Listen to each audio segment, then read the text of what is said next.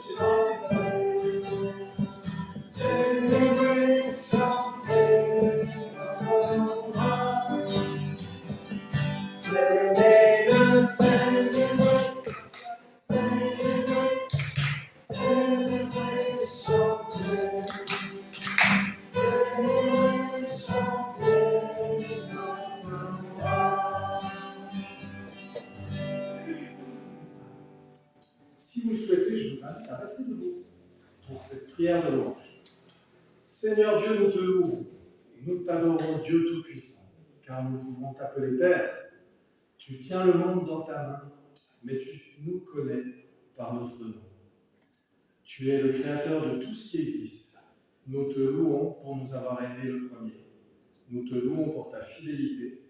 Nous te rendons grâce pour les œuvres de ta main, pour tout ce que tu as fait parmi nous, par Jésus-Christ, notre Seigneur. Sans cesse, nous t'acclamerons et nous chanterons ta gloire. Amen. Et je vous propose d'enchaîner sur deux chants, voilà, des chants spéciaux jeunes du Caté. Le premier, c'est Célébrer. On ne le connaît pas bien, mais les jeunes le connaissent bien. Et comme ils sont en masse, en foule aujourd'hui, ils vont vous entraîner sans problème.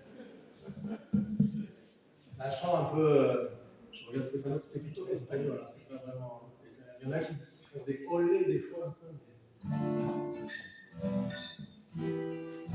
Ça Victoria. Alors on va vous le montrer, hein. C'est pas très compliqué. On fait une fois la mélodie, Victoria, ça va? 3, 4.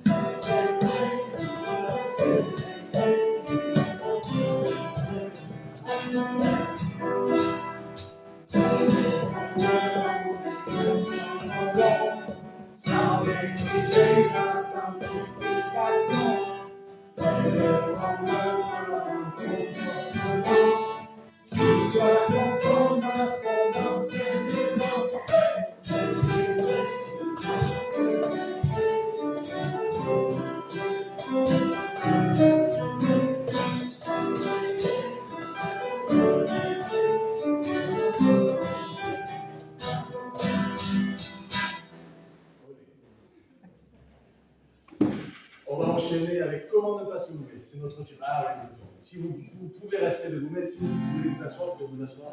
Que chacun se sente bien.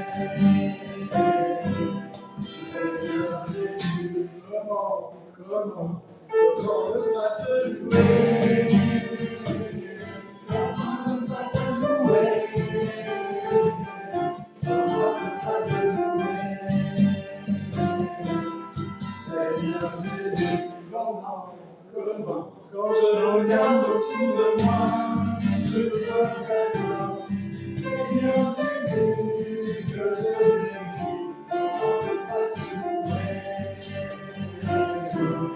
Seigneur Jésus, comment ne pas te louer? Comment ne pas te louer? Comment ne pas te louer?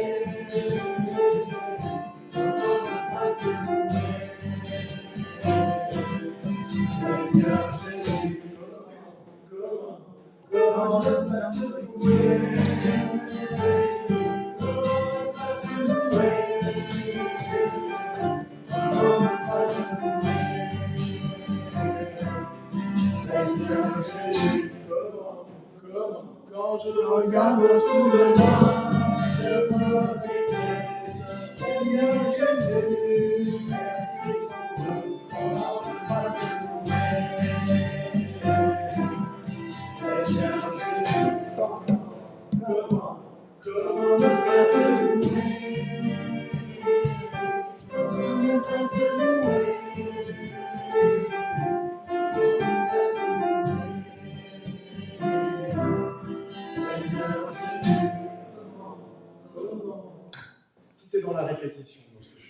Comment ne pas te louer, Seigneur?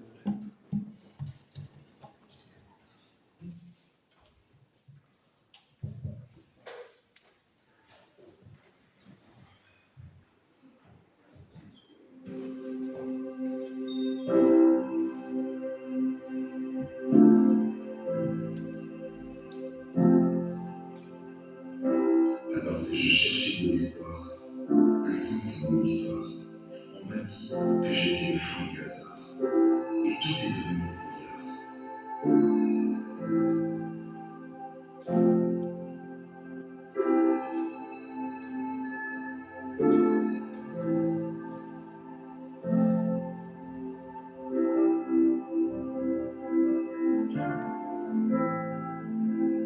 Mais Dieu dans tout ça, pourquoi ne se montre-t-il pas que peut bien faire cette croix face à ce triste constat? Si Dieu est Dieu et qu'il nous aime vraiment, pourquoi nous laisserait-il seuls face au néant? On déploie tant d'efforts pour continuer de croire encore. Certains disent même que Dieu est mort. Ils n'ont peut-être pas tort. Pourtant, lorsque je me suis mis à chercher, j'ai découvert la réponse que Dieu nous a laissée. Il y a plus de 2000 ans, Dieu s'est fait humain pour partager notre destin. Dieu se forme lui-même afin de mieux comprendre nos peines. Jésus sur cette croix, c'est Dieu qui prend sur lui nos erreurs et prouve que celui qui ose le chercher trouve la réalité de son cœur.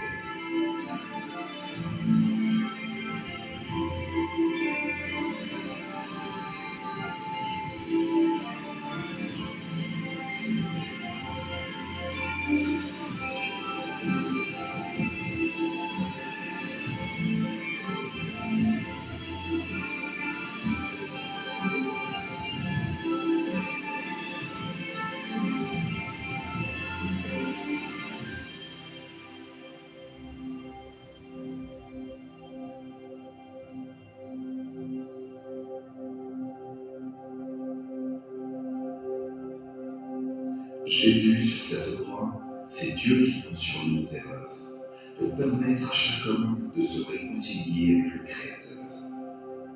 C'est ainsi que même dans la pire des histoires, peut naître un véritable espoir.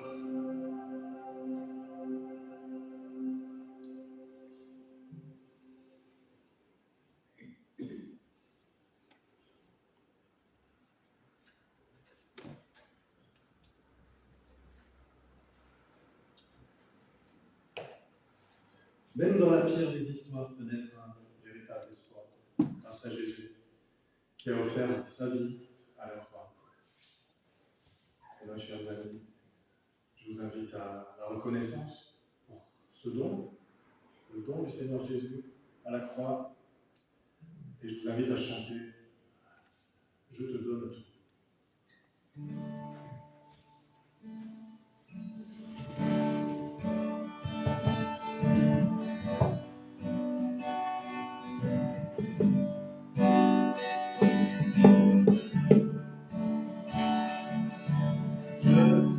Te donne mon cœur, il ne m'appartient plus. Ce que j'ai pour toi, c'est pour toi,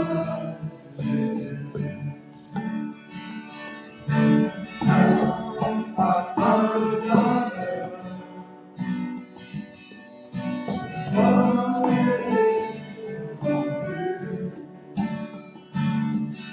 C'est l'offrande de mon cœur. Je te partage, Jésus.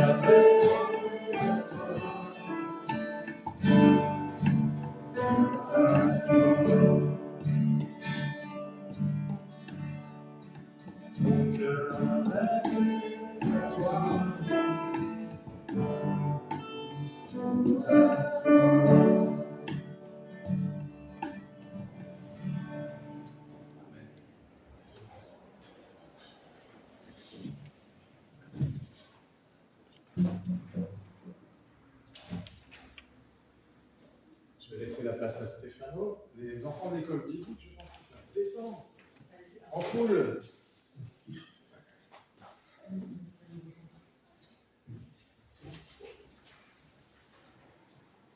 Alors, il y aurait un texte à lire après la prière, un petit texte. Seigneur, nous te rendons grâce, tu nous installes aujourd'hui en ton nom. Nous venons avec beaucoup d'attente et aussi la joie déjà d'être accueillis par toi dans ce temps de fête, dans ce temps de louange. Nous te remercions pour le ministère de notre frère, nous te bénissons pour la présence de nos jeunes, de nos enfants. Que ce temps de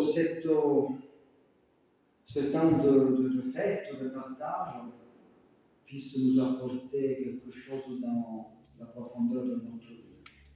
Afin que nous puissions, Seigneur, marcher sous ton regard, soutenu par ta force et illuminé par ta lumière. Amen. Alors, je vous invite, s'il y a un bénévole qui veut lire ce texte de Marc. Hier, nous avons parlé un tout petit peu du bon samaritain, donc la solidarité. Et aujourd'hui, on essaie de reprendre un peu le sujet de la solidarité par notre texte. Dans Marc 2, les versets 1 à 12. Quelques jours plus tard, Jésus revint à Capharnaüm. On apprit qu'il était à la maison. Beaucoup de monde s'y rassembla, si bien qu'il ne restait plus de place vide, même pas dehors devant la porte. Jésus leur annonçait la parole de Dieu. Des gens arrivent, il amène un paralysé porté par 4 d'entre eux. Comme ils ne pouvaient pas le présenter à Jésus à cause de la foule, ils ouvrent le toit au-dessus de l'endroit où était Jésus. Par ce trou, ils descendent le brancard sur lequel était couché le paralysé. Quand Jésus voit leur foi, il dit au paralysé : « Mon enfant, tes péchés sont pardonnés. » Quelques spécialistes des Écritures qui étaient assis là raisonnaient en eux-mêmes. Pourquoi cet homme parle-t-il ainsi ? Il fait insulte à Dieu. Qui peut pardonner les péchés ? Dieu seul le peut. Jésus comprit aussitôt ce qu'ils pensaient et leur dit : « Pourquoi tenez-vous de tels raisonnements ? Est-il plus facile de dire au paralysé : tes péchés sont pardonnés, ou de dire : lève-toi, prends ton brancard et marche ? Eh bien, je veux que vous le sachiez. Le Fils de l'homme a l'autorité pour pardonner les péchés sur la terre. » Alors, il s'adresse au paralysé. « Je te le dis, lève-toi, brancard et rentre chez toi. L'homme se leva, prit aussitôt son brancard et sortit devant tout le monde.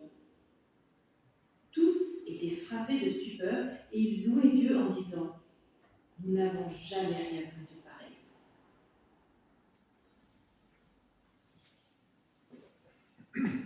Alors, culte autrement, prêche autrement. Normalement, le centre de ce texte, vous le retrouvez naturellement dans la personne de Jésus, dans la parole qu'il prononce, dans le conflit que cette parole déclenche, et aussi sur qui peut pardonner les péchés, tout ça. Mais aujourd'hui, je vous invite à vous concentrer sur les 4 amis. Vous est-il déjà arrivé d'aider un ami? Et vous est-il déjà arrivé de prendre des risques pour aider un ami? Toujours point d'interrogation. Hein? Tomber dans toi, ou devoir payer les frais de réparation pour les dégâts matériels.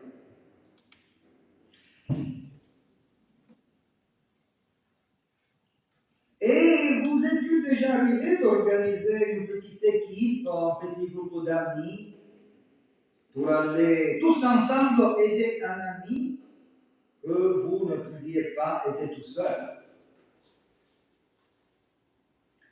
Et vous est-il déjà arrivé d'être aidé par les autres?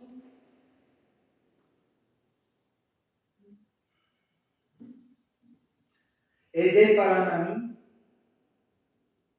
ou par un groupe d'amis lorsque vous étiez dans une situation difficile que vous n'auriez pas pu résoudre seul?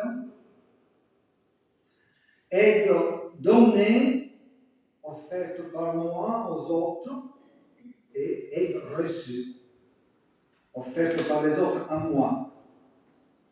Aide reçue et offerte. Alors, levez la main. Qui pense avoir plus reçu que donné? C'est le moment. Non, moi je fais les deux. Il y a aussi la possibilité pour lever la main pour le deux. Alors, tout d'abord, ceux qui pensent d'avoir plus reçu que donné. Levez la main. Il faut être correct avec ça. Et qui pense avoir plus donné que reçu? Levez la main.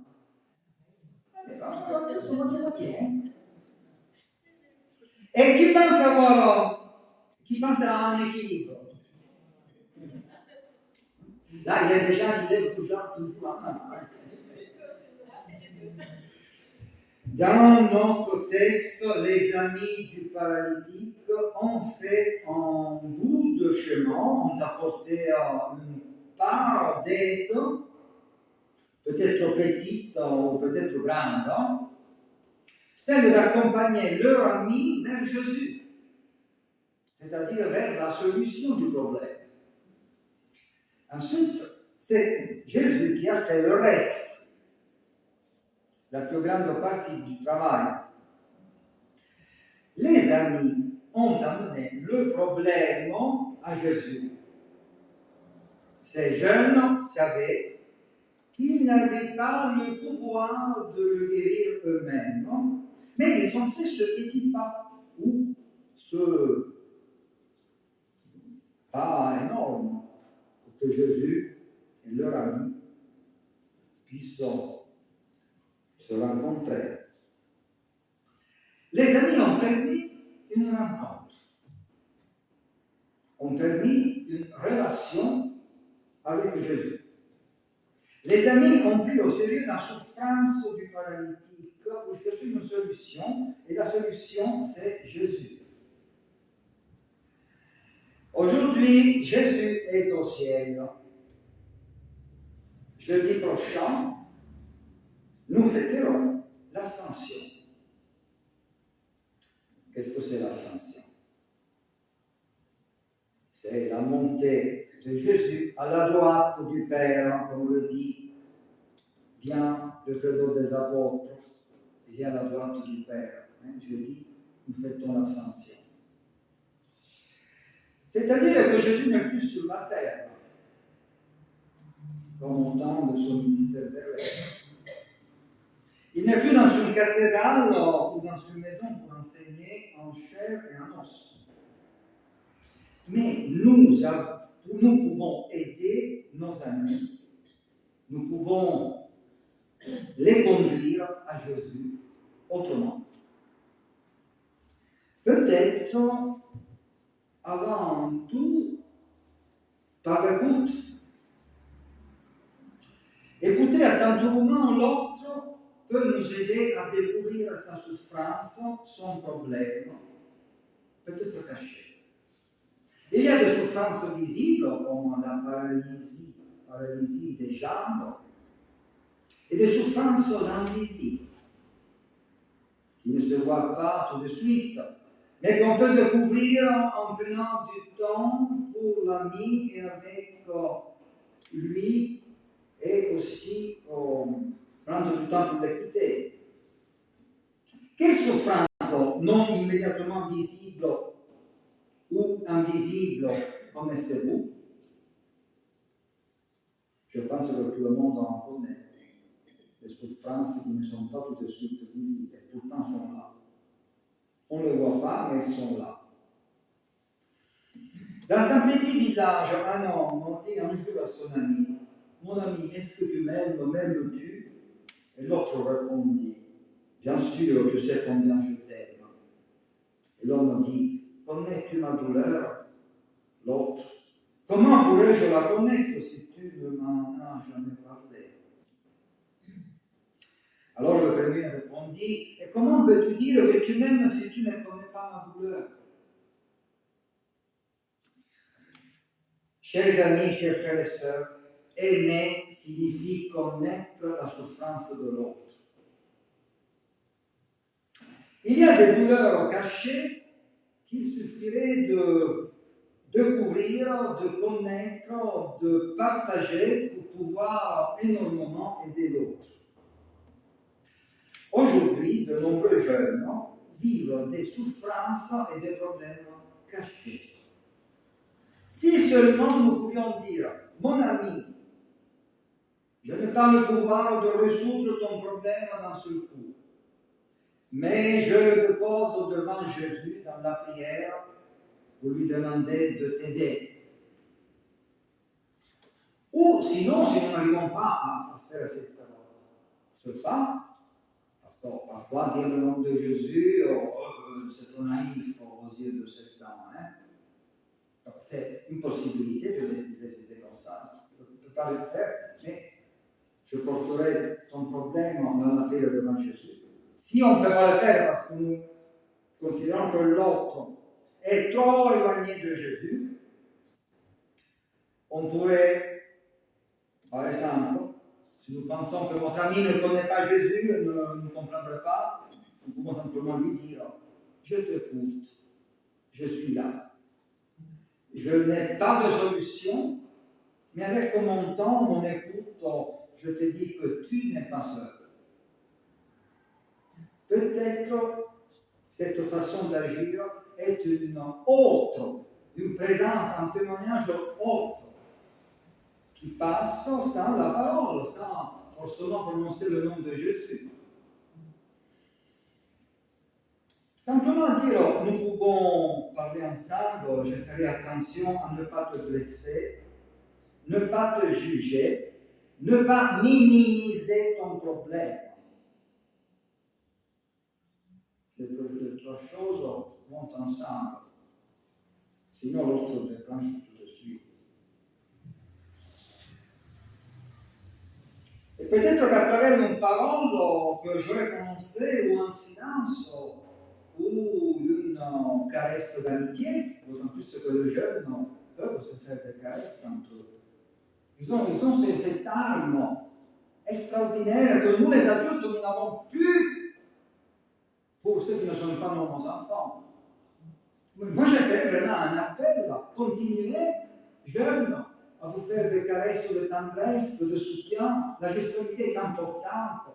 Combien de fois Jésus touchait les malades?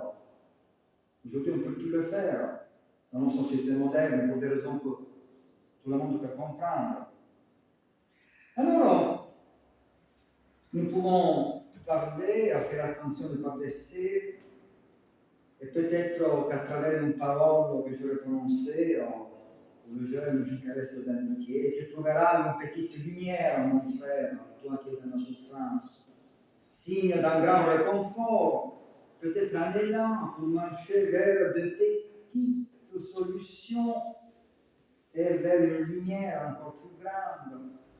Chacun de nous peut, seul ou en groupe, faire ce chemin commun avec notre ami, pour que dans le chemin en longtemps, il entre dans la maison où se trouve Jésus, la lumière de Dieu capable de chasser toute ténèbres. Nous pouvons aider notre ami à se rapprocher de Jésus, même sans jamais prononcer le nom Jésus. Nous le pouvons parce que Jésus vit en nous.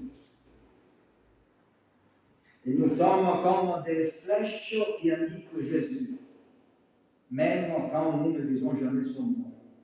Il ne faut jamais l'oublier. Il vit en nous parce qu'il a décidé comme ça. Il a décidé comme ça. Il vit en nous, malgré le peu de foi, malgré notre faiblesse, malgré tout ce que vous voulez. Il vit en nous et ne veut pas partir. Et finalement, nous ne voulons pas laisser partir. Parce qu'il nous tient à l'abri de ses mains. À ceci, tous reconnaîtront que vous êtes mes disciples si vous avez de l'amour les uns pour les autres. Et non pas quand vous aurez prononcé le nom de Jésus partout, 24 heures sur 24. C'est étrange. Pour amener les autres à Jésus discrètement, par l'action, publiquement, par la parole, nous devons faire encore une chose. Une chose. Quoi donc? Un trou. Un trou. Pour amener les autres à Jésus, nous devons faire un trou. Un trou dans l'idée que Dieu est lointain. Un trou dans les habitudes quotidiennes qui nous font oublier Dieu. Un trou dans l'idée répandue que seule l'expérience visible compte. Un trou dans l'idée que ça ne vaut pas la peine, que rien ne changera jamais. Nous devons faire un trou pour relier la lumière humaine à la vie de Dieu. Et ce trou, seule notre foi peut le faire. Même si tu es bricoleur, tu n'en feras pas. Il faut la foi. Notre expérience ne le peut pas, notre bonne volonté non plus, notre raison, notre force, notre logique, rien de tout cela ne peut faire le trou. Seule la foi peut le faire. Qui a dit un jour à ses disciples, en vérité, je vous le dis, si vous aviez de la foi comme un grain de moutarde, vous diriez à cette montagne, déplace-toi d'ici à là, et elle se déplacerait. Rien ne vous sera impossible. Notre foi, même si minuscule, peut faire ce trou, où la lumière passe. Mais il y a une dernière chose à ne pas oublier. Notre foi peut faire le trou capable de relier Dieu à la vie de nos amis. Oui, c'est très mystérieux, parce que Dieu y ajoute de sa force au moment où nous avons fait ce trou. Mes chers frères et sœurs, notre foi peut et doit faire aussi un second trou aujourd'hui, en 2024, 2025. C'est lui qui brise le silence. l'omerta. L'omerta qui protège ceux qui aujourd'hui continuent de massacrer des jeunes et des enfants innocents. Moi, je pense que tu peux faire tout le tour avec la foi que tu veux. Mais si tu n'oses pas faire aussi ce deuxième tour qui brise le silence de tout ce qui se passe pas très loin d'ici, si tu ne si tu, comme je l'ai vu avant-hier, au bout d'un moment, le caméraman donc, reprend à la télévision en direct en Italie la journaliste qui est en train de parler sur une chose qui n'avait rien à faire avec le massacre qui se passe sur cette terre. Au bout d'un moment, le caméraman se rend compte que derrière, à côté, donc le journaliste qui était en train de parler, dans un mur, c'était écrit, au hasard, hein, le journaliste s'était passé là, il y avait ce mur, et là, dans le mur, c'était écrit, Palestine free. Et on voit le caméraman comme ça, et il déplace totalement le caméraman, la caméra vers rien. Le provisioniste continue à parler et le caméraman perturbé, qui ne savait plus quoi faire, Mamma mia!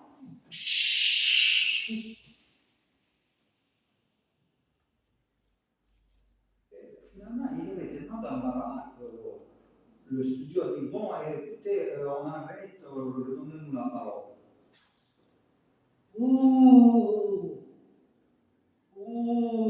Le diable est apparu à la télévision.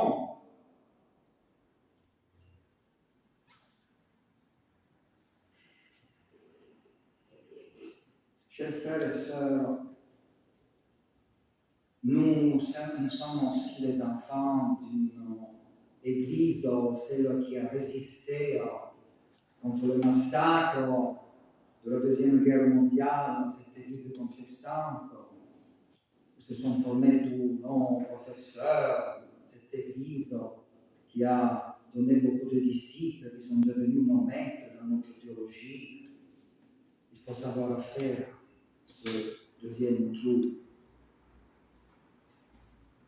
Et je me permets une dernière petite chose très concrète. L'Union européenne a approuvé le 17e paquet de sanctions contre la Russie. Ok, aucun problème. Le Washington Post, un média occidental, a rapporté que selon certaines estimations, le nombre réel de civils ukrainiens tués par l'armée russe pourrait dépasser 50 000. C'est vraiment terrible. France 24 et The Guardian, également médias occidentaux, ont rapporté que selon certaines estimations, le nombre réel de civils palestiniens tués par l'armée israélienne pourrait également dépasser 50 000. 50 000 là-bas, 17 sanctions. 50 000 là-bas, 0 sanctions. Le même nombre de vies innocentes dénoncées par les médias occidentaux. The Washington Post, France 24, The Guardian, reporte 50 000. D'un côté, 0 sanction, de l'autre côté, 17 sanctions. 17 sanctions, mais ok, on a même dit. Les jeunes nous regardent. Les jeunes nous regardent. Et malheureusement, chers frères et sœurs, très malheureusement, il y a trop de temps qui nous séparent de la Shoah. Il y a 80 ans. Et les jeunes commencent à oublier. Les jeunes commencent à oublier. Et l'antisémitisme commence à croître. C'est un problème. Les jeunes commencent à regarder un autre massacre. qui est beaucoup plus proche d'eux.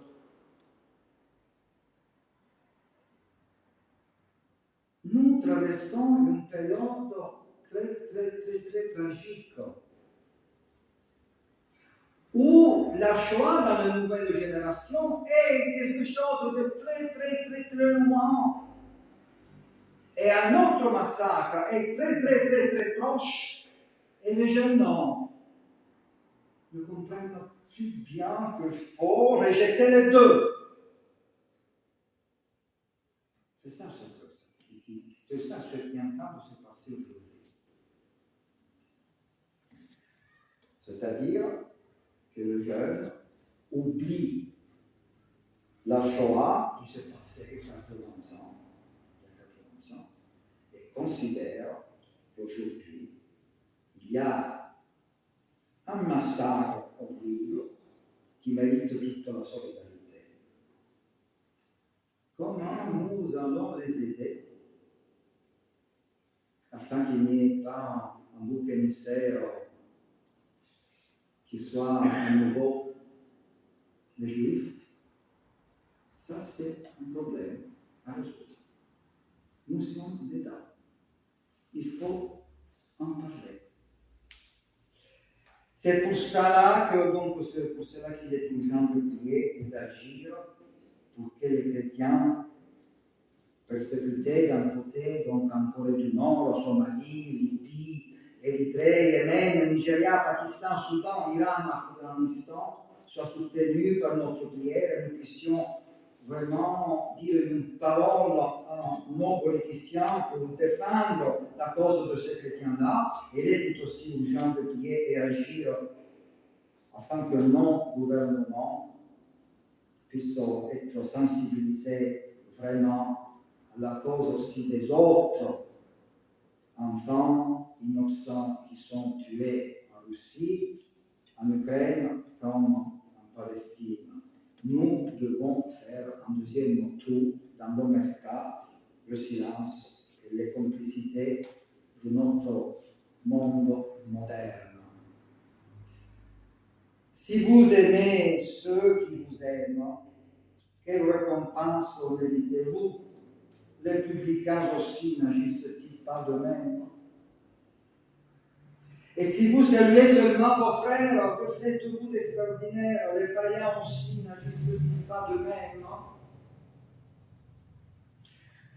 Et une autre parole que j'ai vue hier dit: il faut que les nôtres aussi apprennent à s'engager à fond dans des actions bonnes, afin de pourvoir aux besoins importants et de ne pas mener une vie inutile. Lettre de Paul à Tite, chapitre 3, verset 14. Bien, alors je vous laisse avec ces deux trous. C'est les trous qui donnent vie à la vie.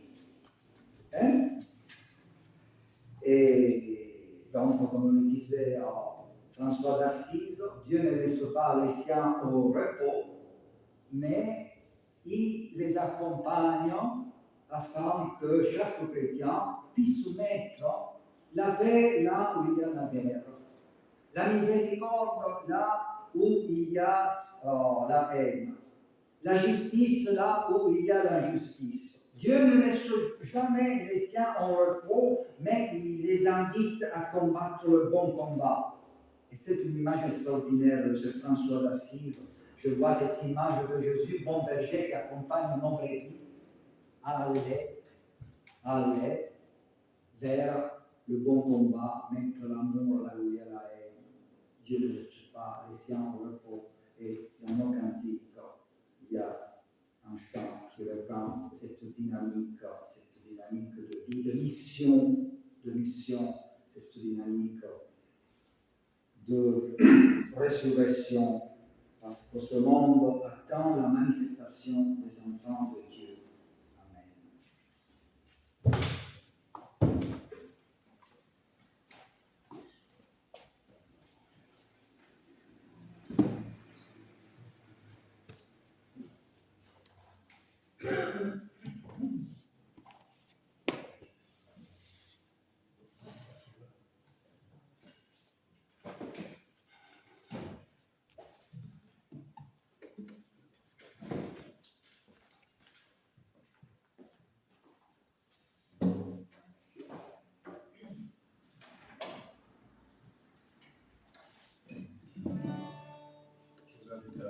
des moments créneaux.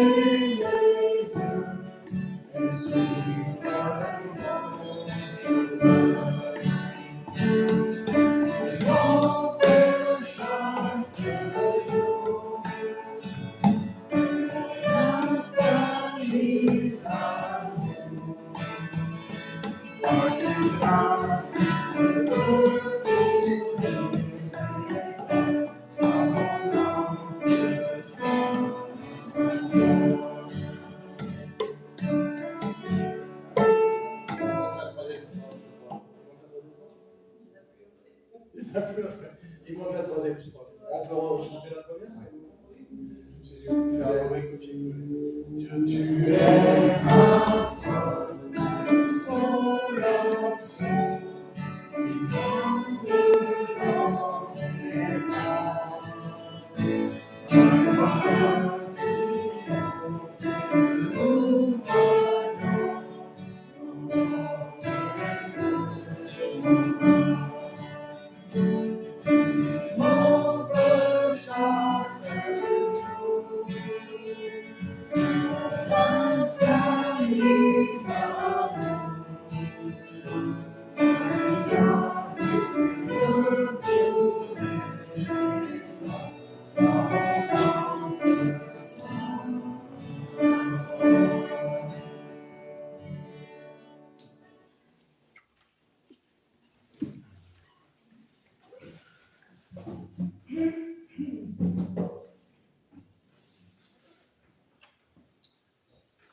C'est le moment des annonces. Alors, j'ai eu à peine le temps de les mettre avant le blackout et qu'on n'avait plus d'électricité cet après-midi. Donc, ça explique peut-être aussi qu'il manquait une slide sur le dernier chant. Je n'ai pas noté grand-chose.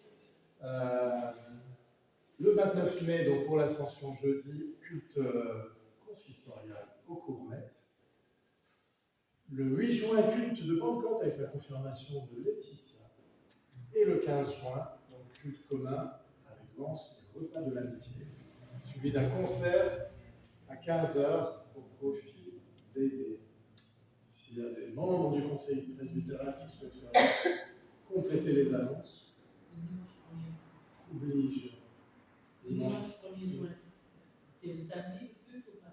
Dimanche 1er juin. Ce sera dimanche, exact. Dimanche, il y aura le baptême. Il y a un baptême. Oui, deux baptêmes. C'est vrai, puisqu'on est un peu à cheval. Le culte aura De lieu Emma dimanche. et de Lucas. Il va falloir qu'ils soient avertis. Personne ne viendra le samedi, ou certains viendront le samedi et pas le dimanche. Mais normalement, non, le plénier, genre, c'est Normalement. Oui, mais il y a 2 samedis. Hein. Ouais. C'est un peu. C'est vrai. Non, normalement, le culte doit se faire ici. On a vérifié. Oui, Et on a vérifié que le culte est fait ici. d'accord. Ok. Ne mets pas pourquoi. Si tu peux mettre au jeudi que les inscriptions se fassent pour le repas, la fête du 15 juin. Ouais. Où tout le monde s'inscrit. Pour l'instant, une personne, deux, trois personnes. C'est un début. Voilà, ben, c'est le moment de l'offrande, s'il n'y a pas d'autres annonces.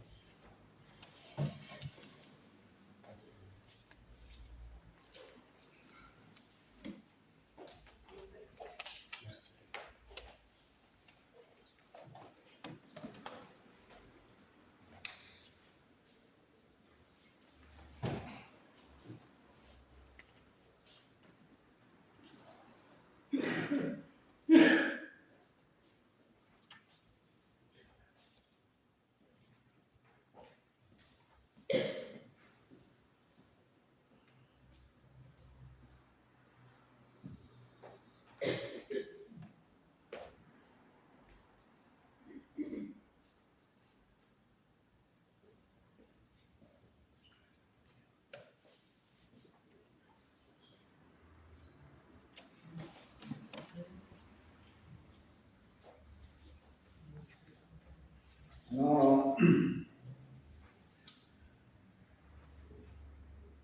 je vous invite à la prière d'intercession.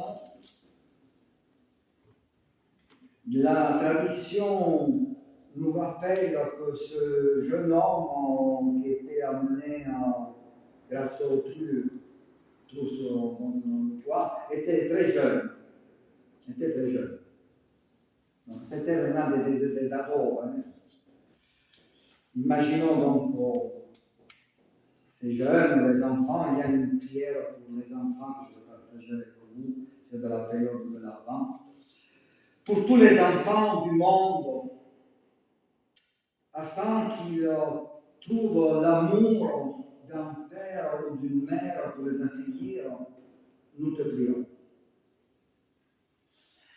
Pour les enfants qui souffrent de la méchanceté humaine, qui sont blessés ou tués par la haine ou la négligence, afin qu'ils trouvent la paix et la joie auprès de toi, notre Père, nous te prions.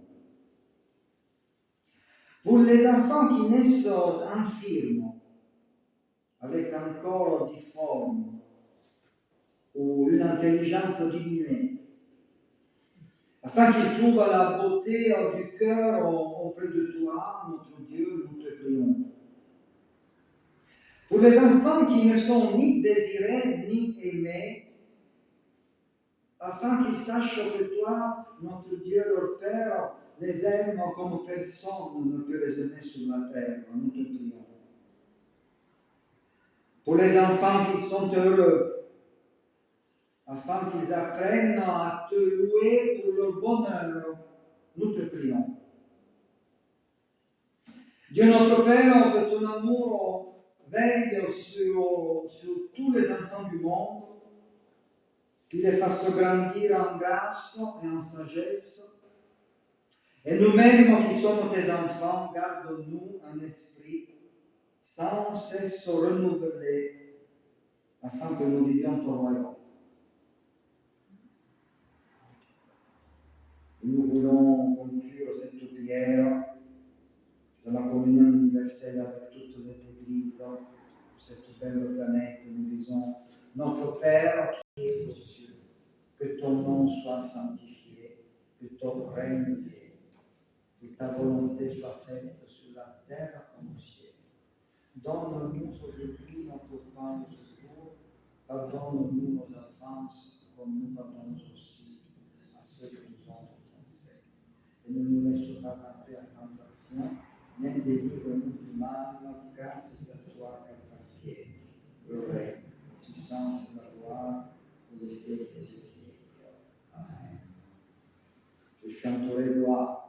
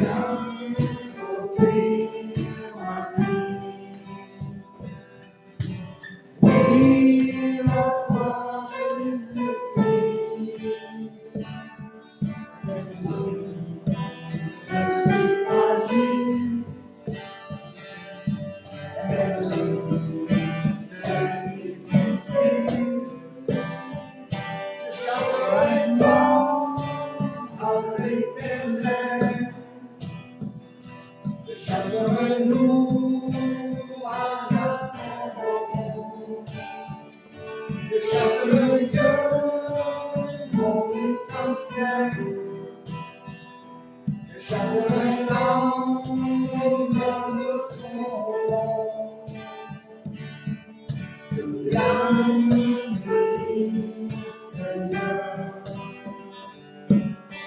que tu es mon bonheur. Rien ne peut me dire, mon colère la vérité.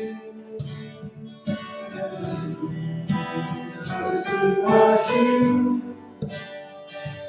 et même si c'est difficile, je chanterai moi avec tes mains.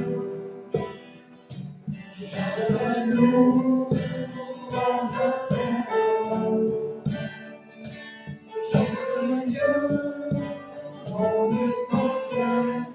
Je chanterai l'homme, l'odeur de son nom. De ma vie, je redirai que tu as donné ta vie. De ma vie, je redirai que tu as payé le prix. De ma vie, je redirai que je ne nie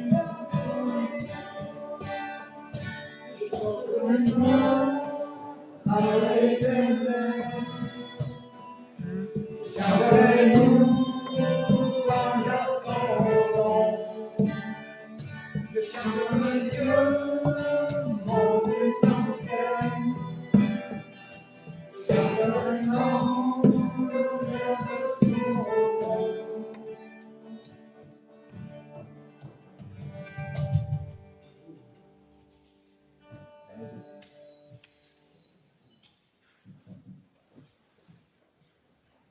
Alors recevons cette parole de bénédiction parce que le Seigneur nous bénit et nous envoie. Loué soit le nom du Seigneur qui nous permet vraiment de rester ses enfants bien-aimés. Quelle grâce nous avons chaque jour, on s'en rend pas compte. Nous sommes accueillis comme vraiment des enfants bien-aimés. Nous avons une grande chance. L'amour de Dieu notre Père, la grâce du Seigneur Jésus-Christ et la communion du Saint-Esprit soient et restent avec vous tous, avec vos familles. Amen. Et merci aussi à Victoria. Bravo. Elle a su faire un clou et tomber au bon endroit à la gloire de Dieu. Bon week-end.